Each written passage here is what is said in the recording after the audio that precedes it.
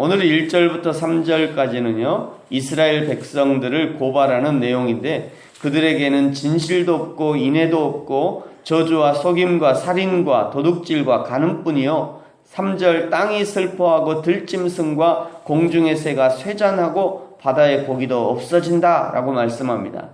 마치 로마서 8장의 말씀을 읽는 듯 합니다. 로마서 8장 이렇게 말씀하시죠. 20절부터 보시면요, 피조물이 허물한데 굴복하는 것은 자기 뜻이 아니요 오직 굴복하게 하시는 이로 말미암음이라. 그 바라는 것은 피조물도 썩어짐의 종노릇한 데서 해방되어 하나님의 자녀들의 영광의 자유에 이르는 것이니라. 피조물이 다 이제까지 함께 탄식하며 함께 고통을 겪고 있는 것을 우리가 아느니라. 인간의 죄가 인간에게만 고통을 안겨주는 것이 아니라 모든 자연 만물에게까지 고통을 안겨준다는 말씀입니다. 죄에 빠진 인간들은 만물을 다스리고 정복하라는 하나님의 말씀을 마치 자신의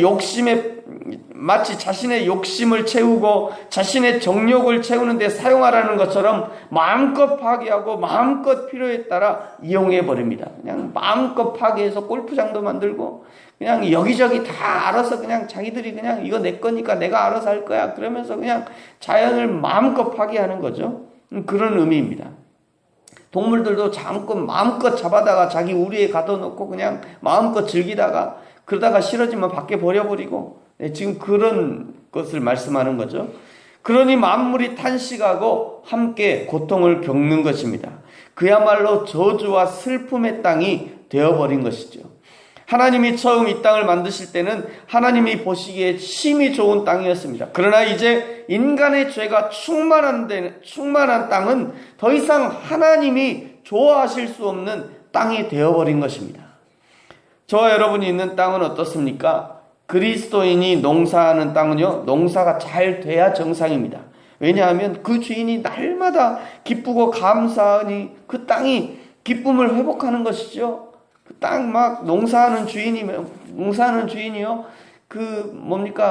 고추나무나 또 오이를 보면서 그냥 볼 때마다 내가 너 잘하는 거 보니까 내가 너무 기쁘다.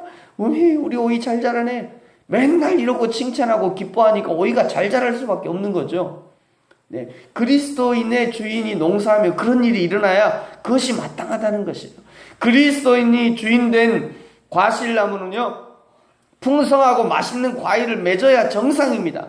그 주인이 나무 볼 때마다 그냥 나무 앞에 정직하고 그 나무를 사랑하니까 사랑을 받은 나무가 그냥 풍성하게 자랄 수밖에 없는 거죠. 그리스도인이 주인인 동물들은요, 알을 낳아도 잘 낳고 새끼를 낳아도 잘 낳아야 정상입니다. 그 주인을 신뢰하고 그 주인의 사랑을 받기 때문입니다. 그리스도인인 저와 여러분의 땅, 저와 여러분의 사업장은 어떻습니까? 그리스도인인 저와 여러분을 만난 사람들은 날마다 기쁘고 감사의 향기가 물들어가고 있습니까? 저와 여러분을 만난 사람들은 그냥 기쁘고 감사에 물들어가고 있느냐 말입니다. 아니면 여전히 회복되지 못한 채 고통과 슬픔과 세잔함의 굴레 속에 있지는 않습니까? 저와 여러분은 어떤 열매를 맺고 있습니까? 어떤 가게에 가서 이렇게 보면, 아이고, 야, 우리 주인도 말이요, 어느 교회 장로리야. 아이고. 우리 주인도 어느 교회 권사래. 아이고, 진짜. 뭔 저런 사람이 권사고 장로야. 직원들이 그렇게 얘기하는 직원들이. 그래서는 안 된다는 얘기예요. 그래서. 그럼 여전히 고난과 고통과 슬픔과 세잔의 굴레 속에 있는 것이죠. 여러분, 저와 여러분은 어떤 열매를 맺고 있습니까? 좋은 나무가 좋은 열매를 맺고 나쁜 나무가 나쁜 열매를 맺는 것이 하나님의 정하신 이치인 것입니다.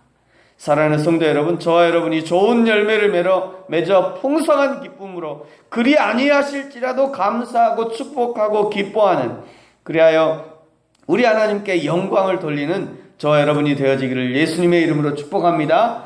1절부터 3절까지가 이스라엘 백성들의 죄를 다루고 있다면요, 이제 4절부터 10절까지는 이스라엘 제사장들의 죄를 다루고 있습니다. 4절은요, 백성과 다투는 제사장이 등장합니다. 왜 제사장이 백성과 다투고 있을까요? 이것은 백성의 완악함이 아주 극치에 달했음을 보여주는 것입니다. 동시에 그런 백성과 맞붙어 싸우는 제사장의 수준도 알아볼 만한 것이죠. 손바닥도 마주쳐야 소리가 나는 것처럼 제사장이나 백성들이나 비슷한 수준이 되어 있다는 것입니다.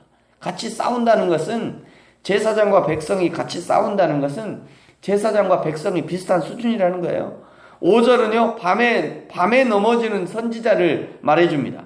낮에는 거룩한 선지자지만 밤에는요, 거룩한 옷을 벗어던지고 일반 사람들과 똑같이 술집을 기웃거리고 음료의 굴을 찾아 들어가는 제사장을 가리키고 있는 것입니다. 6절은 하나님의 율법을 잊어버린 제사장을 말씀합니다. 제사장이 백성들에게 율법을 가르쳐야 하는데 백성의 수준까지 낮아져 버린 제사장, 가르친다는 것은 적어도 가르침을 받는 사람보다 더 높은 지식적 수준뿐만 아니라 도덕적 수준을 갖추고 있어야 하지만 그렇지 못하다는 것을 보여주는 것입니다. 7절은요, 번성할수록 하나님 앞에 범죄하는 제사장을 말씀합니다. 제사장의 곡간이 넘쳐날수록 오히려 탐욕에 눈이 먼 제사장들은 백성들을 위협해서라도 더욱 곡간을 채우고 싶은 유혹에서 벗어나지 못하는 것이죠. 8절은요, 백성의 속죄물을 먹고 그 마음을 죄악에 둔다라는 것은 언제 저 백성들이 또 속죄의 제물을 바치지 않는가 하고 속죄물을 기다린다는 것이에요. 성도들의 헌금의 맛을 들인 목회자들이 어떻게 하면 성도들에게 더 헌금을 거둬들일까 아주 별별 헌금 봉투를 만들어서 헌금을 기다린다는 것이에요. 그것을 연구한다는 것입니다. 참 죄송하고 안타깝고 어이없는 현실입니다. 이런 제사장들을 향해서 하나님은 9절에요, 그들의 행실대로 벌하고 행위대로 갚아주시겠다 말씀합니다. 그러면서 제사장들에 대한 심판을 선언하는데요, 10절입니다. 같이 한번 읽겠습니다. 시작. 그들이 먹어도 배부르지 아니하며 맹하여도 수요가 늘지 못하니 이는 여호와를 버리고 따르지 아니하였음이니라. 아멘. 제사장들이 아무리 많이 먹어도 결코 배부르지 않을 것이고 별수를 다 써도 숫자가 늘지 않는다는 것입니다.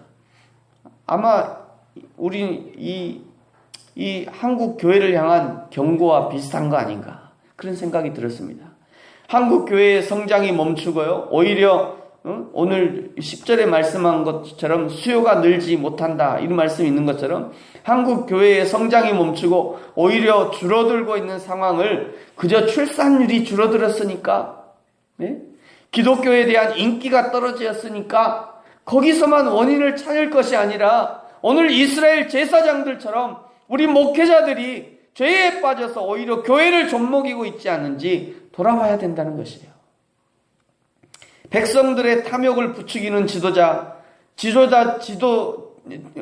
백성들의 탐욕을 부추기는 지도자나 지도자의 악행과 독선을 눈감아주는 백성들이나 똑같다는 거예요.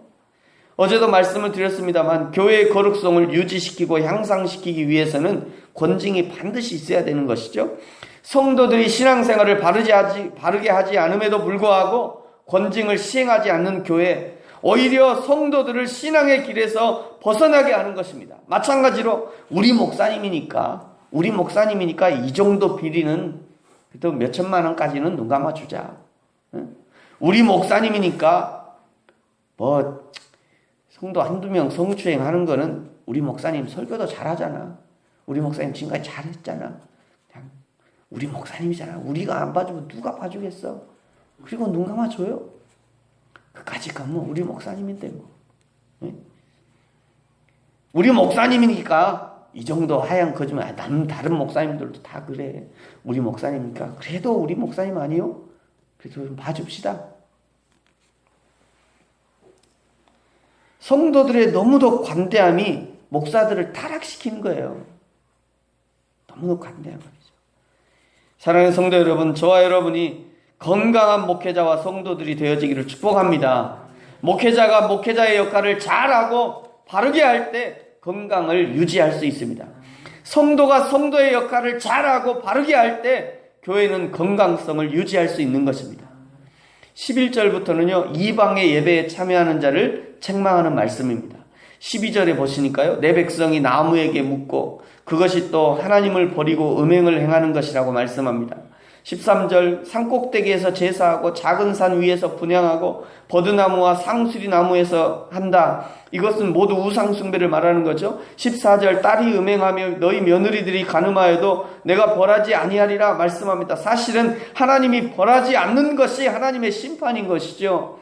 이것은 로마서 1장에 말씀하시는 내버려 두심의 상태입니다. 하나님이 내버려 두시면 세상이 그들을 먹어버리는 것이에요. 여러분, 수능 기간이 되면요, 대구 팔봉산에 갓바위가 그냥 미어터진다고 그러죠. 갓바위가 그 학사 모자처럼 그렇게 생겼지 않습니까? 그래서 그냥 거기에서 수많은 사람들이 머리를 조아리고 있단 말이죠.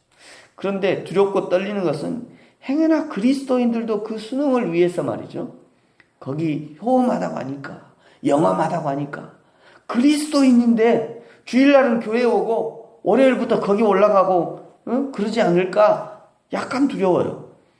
결혼하려고 하는 자녀를 위해서 길이를 묻고 말이죠. 궁합을 보고 말이지. 이사할 때 길이를 선택하고, 이런 것들이 이방 제사에 참여하는 것이고 딸들을 음행시키는 것이고 며느리를 음행시키는 거예요. 며느리를 음행에 내어주는 것입니다. 그것이 말이죠.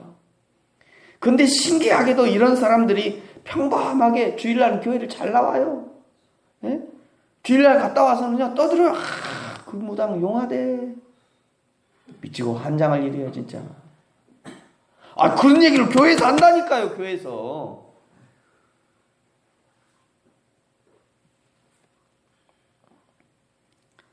그러니 그런 것이 우리 하나님의 내버려 두심의 심판 가운데 있는 거예요. 교회는 잘 다녀. 주일날 그냥 헌금도 잘해. 그런 사람이 또 손은 커요. 헌금도 팍팍해. 그렇게 용하대. 오늘은 우리 목사님한테 안수기도 한번 받고 가야겠어. 목사가 무당인가요?